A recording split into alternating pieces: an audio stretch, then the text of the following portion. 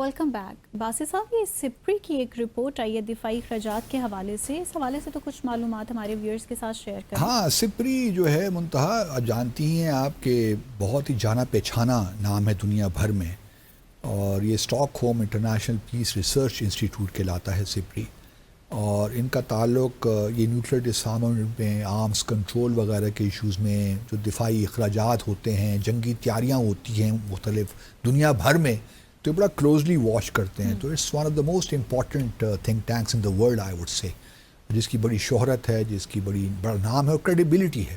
Right. تو ان کی ایک حال ہی میں ایک رپورٹ آئی ہے، اور ان میں انہوں نے یہ انکشاف کیا ہے کہ 2023 میں دنیا بھر نے جو ممالک ہیں انہوں نے دفاع کے ذیل میں $2.44 ٹریلین خرچ کیے ہیں.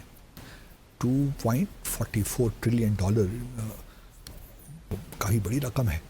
اور پاکستان کی اکانومی جو جی ڈی پی ہے ہماری جو ساری، وہ تقریباً $300 بلین ہے. تو اس سے اندازہ لگا سکتے ہیں کہ دنیا کس قدر خرچ کر رہی ہے.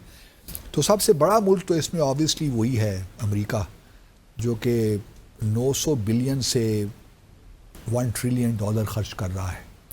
اس کے بعد نمبر آتا ہے چائنا کا، جو کہ کچھ 300 بلین کے لگ بھگ خرچ کرتا ہے. صحیح. باقی ممالک بھی کر رہے ہیں، لیکن بھارت بھی ٹھیک ٹھاک خرچ کرتا ہے اپنے ڈیفنس ایکسپینڈیچر. اس کا پچھلے سالوں میں کافی اس میں انکریز آئی ہے، اور اس وقت ان کا جو ایکسپینڈیچر ہے it's close to $80 billion, which is not I mean in the context of South Asia it's quite big.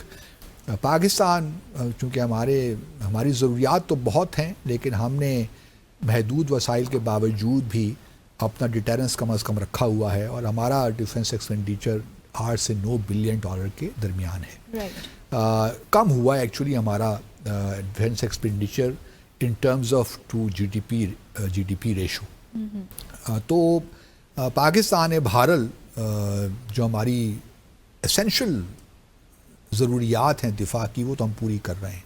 ایک بڑا انٹرسٹنگ جو ہے اسی رپورٹ میں دیکھ رہا تھا، انہوں نے یہ بھی ایک خاص طور پہ انہوں نے جو ایئر پاور ہے نا اس پہ خاص فوکس کیا، اور بڑے اچھے انٹرسٹنگ اس میں فگرز آئی ہیں. اور یہ بھی بتاتا چلوں کہ یہ جو ایریل پاور ہے اس پہ ممالک اب زیادہ زور دے رہے ہیں، کیونکہ ان کا خیال ہے کہ اگر ایئر فورس مضبوط ہوگی تو پھر شاید آپ کی دفاعی جو قوت ہے، صلاحیت ہے، اس میں بھی اضافہ ٹھیک ٹھاک ہوگا. تو اس حوالے سے جو انہوں نے فگرز دی ہیں، امریکہ کے پاس اس وقت 13,000 سے کچھ زیادہ جنگی طیارے موجود ہیں.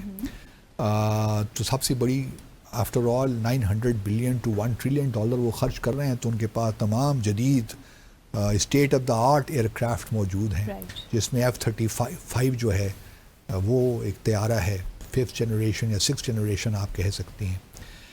اس کے بعد رشیا ہے. رشیا کے پاس آپ دیکھیے تو اس سپری کی رپورٹ کے مطابق 4,292 طیارے ہیں، جنگی طیارے. کہاں 13,000 اور کہاں 4,000. تیسرا نمبر آتا ہے چین کا، جن کے پاس 3,000 طیاروں سے کچھ زیادہ ہیں، 3,309 کے قریب. تو بڑا فرق ہے چین اور امریکہ کے. اگر آپ دفاعی دیکھیے جو پریپریشنز ہیں یا ان کی صلاحیتیں ہیں، 13,000 کہاں اور 3,000 کہاں. بالکل. تو بہت ایک گیپ ہے، اور ابھی چائنا کو بہت وقت لگے گا. گو کہ چائنا نے J-35 طیارہ بنا لیا، جو کہ بڑا زبردست طیارہ ہے، اسٹیلتھ طیارہ، جو ہم بھی لے رہے ہیں، پاکستان بھی لے رہا ہے. تو یہ ایک بہت بڑی کامیابی ہے، لیکن ابھی چائنا کو کیچ اپ کرنے میں کافی وقت چاہیے اور کافی ریسورسز چاہیے. انڈیا کا نمبر آتا ہی چوتھا. امریکہ، روس اور چائنا کے بعد انڈیا کے پاس ہیں 2,229 جنگی طیارے. اس میں آبویسلی وہ لائٹ ایئر کرافٹ بھی ہیں. جس طرح پاکستان کا F-17 ان کے پاس تیجا ہے، تو اس میں وہ بھی سب شامل ہیں، لیکن 2,229 ہیں. اس کے بعد نمبر آتا ہے ساؤتھ کوریا کا. میں آپ کے پاس 10 ممالک کا ڈیٹا شیئر کر رہا ہوں. ساؤتھ کوریا کا نمبر آتا ہے ان کے پاس 1,592. جاپان کے پاس 1 لاکھ میرے ذہن میں کیوں آ رہا ہے 1443 اور پاکستان کے پاس 1,400,000 پھر 1 لاکھ. آپ مجھے ٹھیک کیوں نہیں کرتی اب؟ تو آپ کہہ سکتی ہیں کہ 1,399 جنگی طیارے پاکستان کے پاس ہیں. اب پاکستان اور بھارت کے درمیان جو فرق ہے وہ تقریباً ہے 800-900 طیاروں کا, وچ از ہیوج. پاکستان بھارت کے کانٹیکسٹ میں آپ دیکھیے تو, لیکن بھارت تو یہ بھی کہتا نا کہ ہمیں پاکستان سے صرف نہیں بلکہ چائنا سے بھی خطرہ ہے. تو چائنا اور اگر پاکستان کی کیپیبلٹی کو آپ ملا لیں تو ہماری تقریباً بن جاتی ہے 4,500 کے قریب طیارے. تو پھر ہم بھارت سے ڈبل ہیں تقریباً. لیکن یہ ہے کہ ہمیں اپنی جو ہماری اس وقت دفاعی قوت ہے اور یہ ہماری فضائیہ کی جو طاقت ہے وہ اتنی بری نہیں ہے. میں سمجھتا ہوں اگر ہمارے پاس 1,400 طیارے بھی موجود ہیں جو کہ زبردست طیارے ہیں تو کوئی حرج نہیں ہے, کیونکہ بھارت کے پاس بہت سے ایسے طیارے بھی ہیں, میراج وغیرہ, سخوئی پرانے پتہ نہیں ملے, وہ ہر آئے دن کوئی کریش ہو جاتا ہے بھارت میں. تو وہ اب دیکھنا یہ ہے کہ بھارت جو نیا اپنا ایک فلیٹ بنا رہا ہے, رافیل وغیرہ کا انواز, ہاں F-35 جو بھی نئے طیارے آ رہے ہیں تو وہ کس حد تک ان میں جنگی صلاحیتیں موجود ہیں. اچھا, پاکستان کے بعد پھر ایجپٹ ہے. ایجپٹ کے پاس 1,093 جنگی طیارے ہیں. بٹ ترکیے کے پاس 1,083. میرا اپنا خیال تھا کہ ترکیے کے پاس زیادہ ہونے چاہیے پاکستان کی نسبت, لیکن ترکیے کے پاس کم ہے پاکستان سے. لیکن اب ہمارا ایک وہ ان کے ساتھ ایک جوائنٹ وینچر شروع ہوا ہے, ایک جدید طیارہ ہم بنانے جا رہے ہیں, تو وہ شاید ہمارے لیے بھی اچھا ہو اور ترکیے کے لیے بھی اچھا ہو. اچھا, فرانس کا آپ سن کے حیران ہوں گی. فرانس کے پاس ہمارے سے بھی کم جنگی طیارے موجود ہیں. ان کے پاس صرف 976 طیارے ہیں جو کہ 1,000 سے کم ہیں, لیکن ان کو شاید ضرورت نہیں ہے.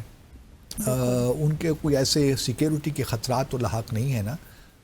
ٹھیک ہے, اس وقت یورپ میں رشیا بڑا ایگریشن دکھا رہا ہے, لیکن وہ صورتحال نہیں ہے. ان کے پاس نیوکلیر ڈیٹرنس ہی موجود ہے, نیوکلیر ویپن اسٹیٹ ہے, تو ان کو وہ خطرات نہیں ہیں جو پاکستان کو لاحق ہیں. کیونکہ بھارت ایک بڑا ملک ہے تو ہمارے تو خطرات جو ہیں وہ کافی شدید ہیں اور سنجیدہ ہیں, ان کو ہم نظر انداز نہیں کر سکتے.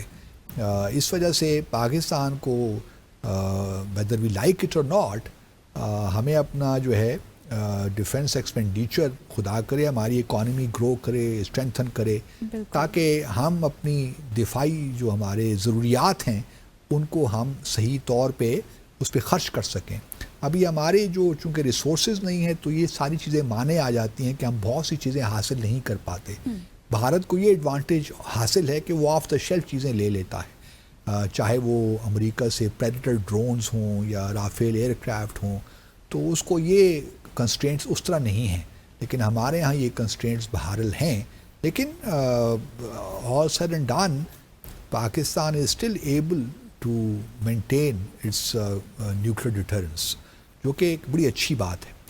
اس کے علاوہ میں یہ بھی آپ کو بتاتا چلوں کہ پچھلے, ہمارے پاس کچھ وقت ہے جی اچھا, پچھلے دنوں بھارت نے ایک ٹیسٹ کیا پرالے, ان کے ایک ٹیکٹیکل نیوکلیر ویپنز ہیں.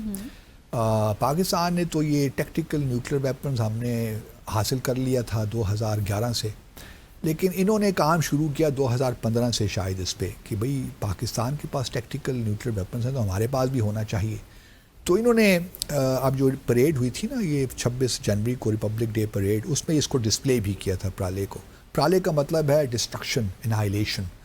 تو وہ ڈسپلے کیا اور یہ کافی یہ جو ہے انٹرسٹنگ ہے ان دا سینس کہ یہ کوازائی بیلسٹک میزائل ہے اور اس کی جو رینج ہے وہ ہے 150 سے لے کر 500 کلومیٹر تک, اور یہ پے لوڈ کنونشنل یا نیوکلیر اٹھا سکتا ہے 500 سے 1000 kg تک. اب مجھے نہیں معلوم کہ پاکستان کا جو نصر ہمارا ٹیکٹیکل ویپن جو ہے وہ زیادہ افیکٹو ہے کہ یہ, میرا اپنا خیال یہ ہے کیونکہ یہ بیٹل فیلڈ ویپن ہوتا ہے میزائل.